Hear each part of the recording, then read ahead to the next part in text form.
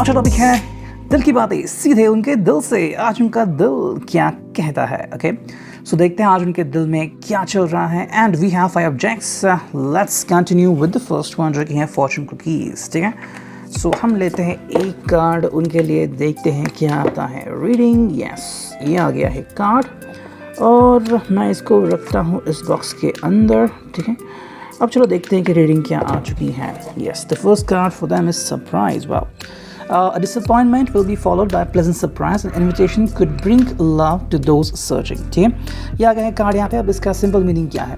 देखो कहीं ना कहीं मुझे लग रहा है कि शायद अगर ये पर्सन कोई चीज़ ढूंढ रहा था या फिर अगर थोड़ी सी डिसअपॉइंटमेंट इसको मिल गई थी, मे बी कि शायद उसे कुछ पाना था या फिर अगर हम कहें तो जॉब सर्च कर रहा था या फिर कहीं ना कहीं उसके दिल में चल रहा था कि कोई एक चीज़ उसे मिले, चाहे ऑनलाइन प्रोडक्ट खरीदना था या फिर अगर आपसे रुस्वा हो गए थे और आप उससे रुस्वा हो गए थे, मे बी थोड़ा सा कुछ चल रहा था। सो कहीं ना कहीं ये चीज़ें जो है वो बदलने वाली है।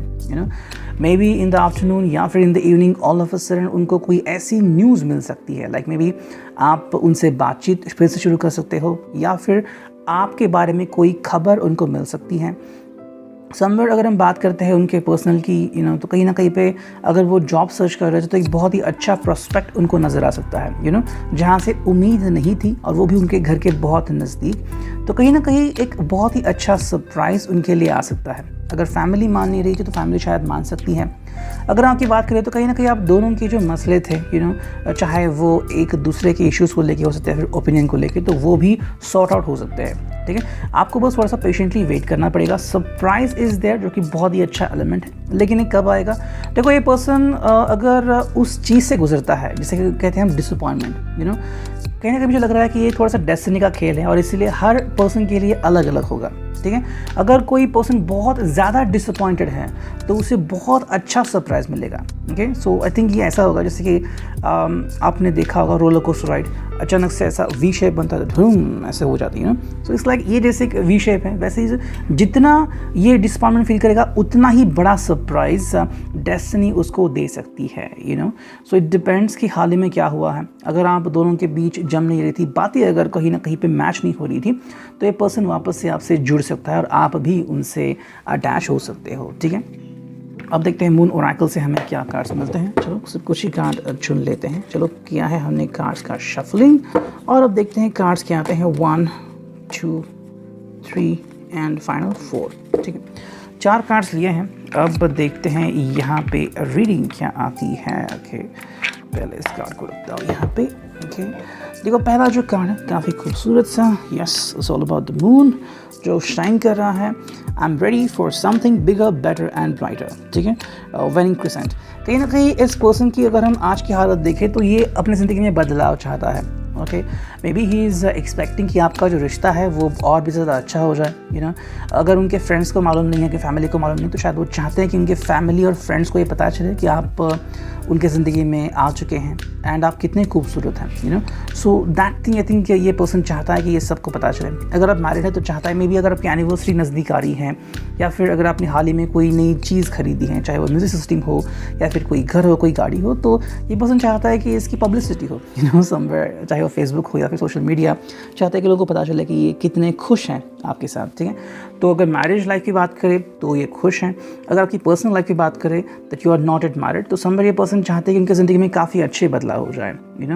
तो कहीं ना कहीं ये चाहते हैं कि कोई एक ऐसी चीज़ आप फोकस करें दोनों मिलके जिसको आपको मिलके पाना है। फिर चाहे वो हो सकता है कि एक सपनों का घर बनाना है या फिर कोई अच्छी कार लेनी है, डिपेंडिंग ऑन दैट, तो कहीं ना कहीं आप इसके ऊपर फोकस कर सकते हैं। सेकेंड जो कार्ड है, यस ये कोई गॉडेस है एंड ये हैं goddess Heena. I can guide and lead others wisely with love. ठीक है कहीं ना कहीं मुझे लग रहा है कि शायद इस पर्सन को आज काफ़ी ज़्यादा रिस्पॉन्सिबिलिटी मिल सकती है। अगर ये टीम लीड कर रहे हैं या फिर कोई एक भरोसे वाला जॉब इनको मिल सकता है और इनसे काफ़ी ज़्यादा एक्सपेक्टेशंस की जा रही हैं कि ये पर्सन आगे बढ़े एंड काफ़ी लोगों को गाइड करे।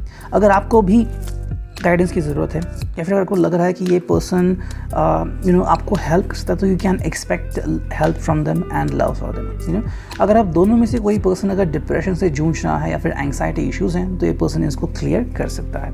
ठीक है। थर्ड जो कार्ड है यहाँ पे, as you can see is all about the moon, और ये है I accept that here now exactly where I am and that is the place of profound learning.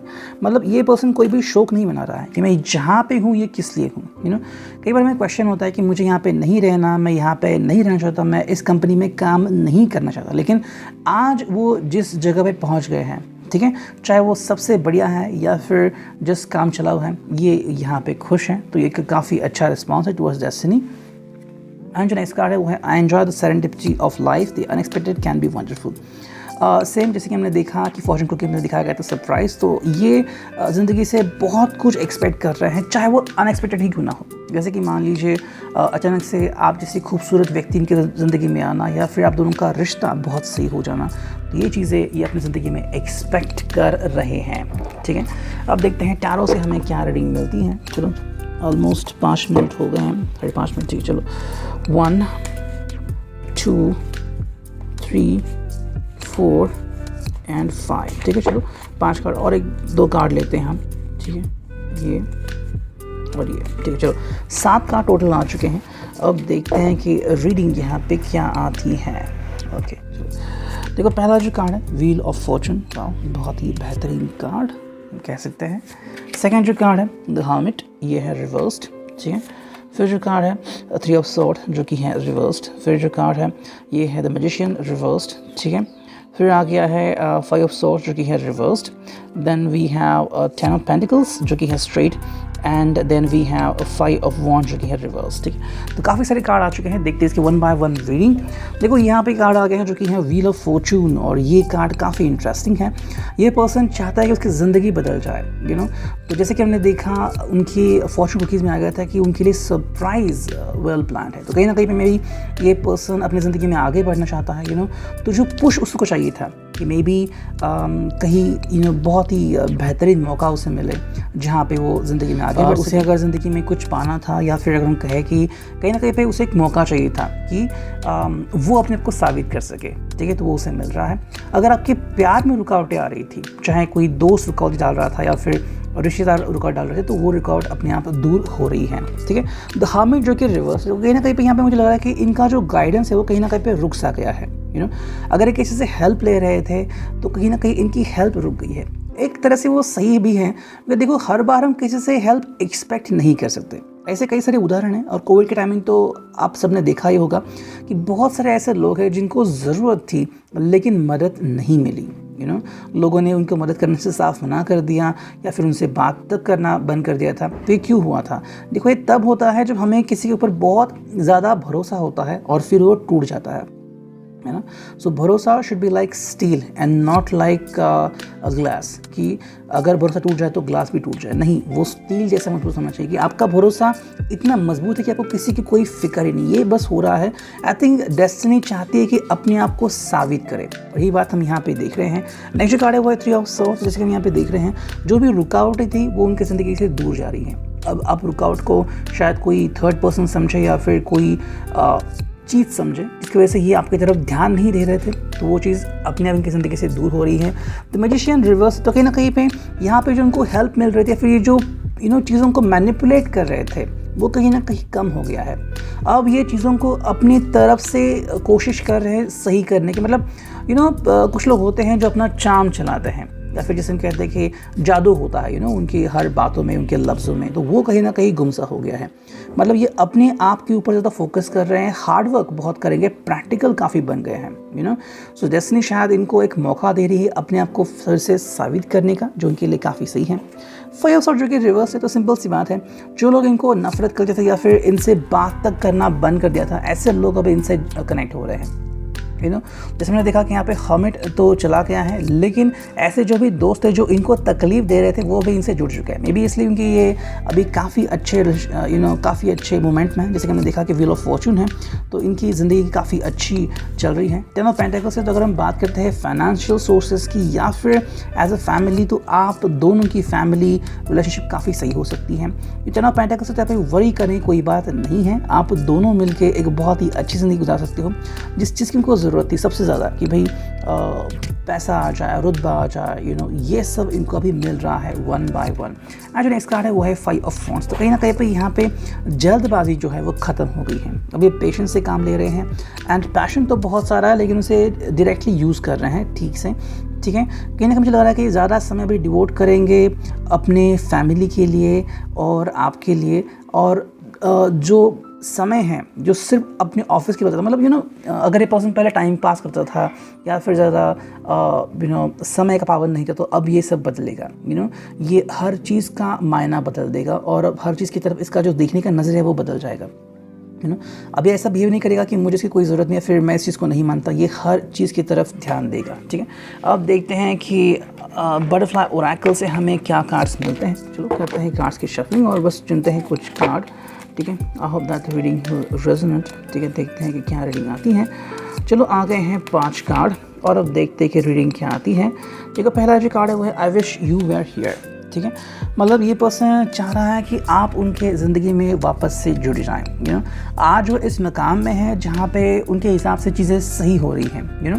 तो अगर आपका रिश्ता बहुत पुराना है, अगर आप पहले से कनेक्टेड है, तो कहीं ना कहीं चाहता है कि आप उनकी ज़िंदगी में दोबारा से आ जाए या फिर वो देखे, जैसे कि अगर वो किसी बड़े ऑफिस के CEO बन चुके हैं या फिर कोई नए ऑफिस में, तो आप देखें कि वो उनका ऑफिस कैसा है, वो कैसे काम कर रहे हैं, ठीक है। नेक्स्ट कार्ड है वो आई कॉट यू। मतलब कहीं ना कहीं पे उनको ये पता चला कि आप अभी उनके ऊपर नज़र रखते हो और अभी ये ज़िंदगी में काफ़ी खुश हैं एंड आपसे वो मोमेंट साझा करना चाहते हैं, ये आपको पता चला है, ठीक है। व्हाट्स रॉन्ग, ये कार्ड यहाँ पे आ गया है एंड इसका सिंपल मीनिंग है कहीं ना कहीं पे जो बातें हैं जो अब दोनों में कहीं ना कहीं पे सही नहीं हो रही थी, इस वजह से प्रॉब्लम आ गया था, वो बातें वो डेफिनेटली क्लियर करेंगे। Let's fun.